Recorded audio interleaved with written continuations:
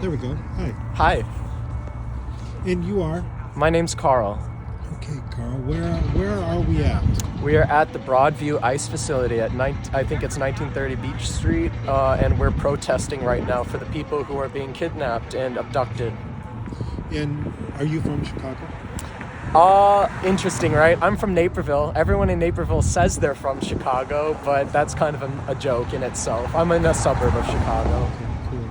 And then this little deal, this little setup here, has this been? Hi, how's it going? And you are I'm Stephen Heller from Hey, Vegas. How you doing? from Vegas. How you doing, Vegas. Stephen Heller from Vegas? And you are I'm Raven from Wisconsin. from Wisconsin. Way to go, Raven. I just flew in because I heard about the great warm weather. The Windy City, right? Good man. Good man.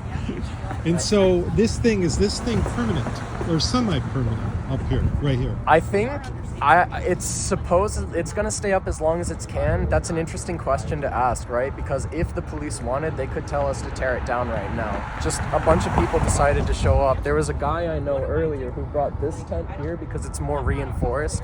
I don't think it's technically permanent, but as long as people are willing to stay here, protest and gather donations and help people, they're going to try and keep this up as long as possible. And so what are the donations? I mean, So, like, people will give you food and stuff like that. There's Okay. water in case things pass out. There's, like, baby wipes and stuff, because I've heard we have tried to get stuff into the ICE facility for people who are trapped there and stuff like that. But for the most part, this is, like, just a resting area in case things get, like, extreme up by where the Broadview ICE facility is. and why are you here? You know, that's going to go into my family history. Why am I here? My grandfather saw the fall of the Weimar Republic, right?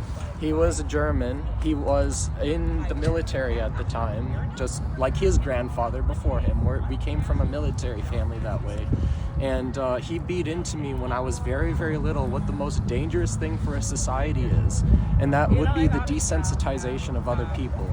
When we look at what ICE is doing when they operate outside of the due process granted by our Constitution, what they're doing is they're creating these propaganda videos, right? They're trying to make it look glorious that they're splitting families up and everything like that. And 70% of the people who, like around 70%, I think it's 71 now, according to people, a website I watched who tracked this, these people have no criminal record whatsoever. Being an undocumented immigrant in itself is not a federal crime, it's a civil misdemeanor. So the feds are out here doing something that should be not ruled by them at all. I think the scariest thing is watching other people cheer what's happening, you know? When you have families ripped apart, it just hits right into what my grandfather was saying about like what happened to the democratic socialists in Germany when they allied with the Nazis and that kind of stuff, you know? All these little groups started getting targeted. Freemasons, you know, the foreigner, the poison in the blood of our nation's speech, that kind of shit. That scares me to the core. And I think that is the deepest reason why I'm here as a person. It's really for everyone who is getting kidnapped right now, abducted, and having their families split apart. And it's more than that. It's the way that other people are turning a blind eye and cheering it and trying to normalize it. That scares me as a human being. That really does scare me. I think that's the reason I'm here. It's a hell of an answer. Yeah, that's a deep one. Good for you. I want to share that with the world, you know, because it's not right, you know. If you're a criminal, you also get due process, you know. You get told why you are being arrested. People read you your Miranda rights, and there's a warrant, and there's a reason for that. ICE is operating outside of that, and they can get away with it because our Congress can't do anything. Our Supreme Court won't support any action against ICE, and our president has an immunity ruling. So there's a lot of legal questions that are going on right now that make me think about what kind of moral society can create, what laws are moral, right? Because at the end of the day, what happened to Anne Frank was that they made her existence illegal by law. At some point in her life, it was illegal to be a Jew in Germany. So I just don't want it to get to that level. That's why I bring my guitar and I scream this shit out as much as I can, I'm not much of a singer, but I am a punk metalhead. I want to draw attention to this. I followed Kat Abigazelia. She was the one who opened my eyes to what's going on here. And she's the gal that's running for Congress. She's the gal who's running for the district here, and she's trying to bypass, Citizens United and AIPAC and the lobbyist groups and everything like that. And I really believe in that. We need some kind of structure of funding politicians that's outside of asking people with money for help and stuff like that. And there's a lot of other reasons too. I'm just seeing this escalation happen. When I was first here, I have video of it too. I can show you. They started shooting pepper balls at us just for speaking out. And the scariest thing I think about that is ICE was able to push us into the street, and that's where the state troops take over, right? Because if you're blocking streets or whatever, they have the right to say that this is an unlawful assembly and everything. And I want to make this clear. None of us want to be out in the street, We don't want to block traffic or anything like that. That's something ICE literally pushed us out for. And to see the news and the whole world categorize that like we're purposefully causing obstruction, it just seems like there's a lot of lies going on that's really apparent that I haven't really noticed until I started paying attention to this facility.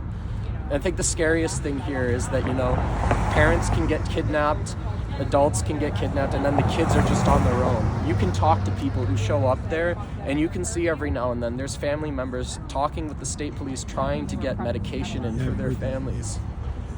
Yeah, that's how I would answer that question. Thank you. No problem. Thank you. I hope your students hear this, Public action, public engagement, When people start lying on medias and everything, community is basically all that we have.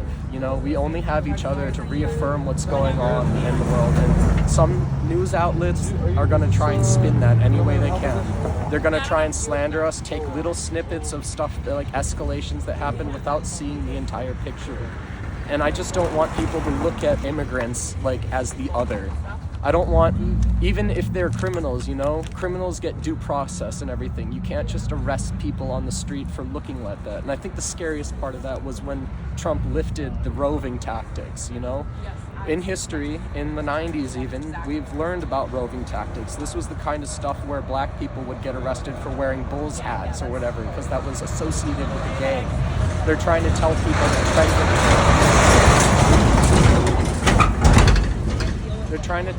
that Trende Aragua is infecting this town and everything.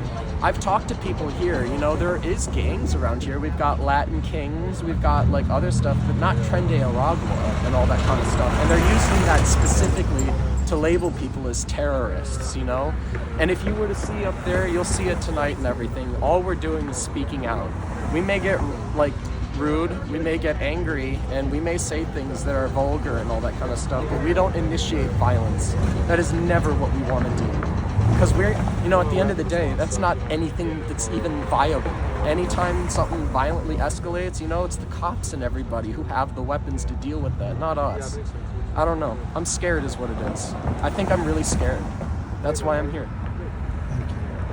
Thank you. What's your email address so that I can contact you if I want to? Can you give me your email address? Maybe not on film. Oh, okay, cool. But yes.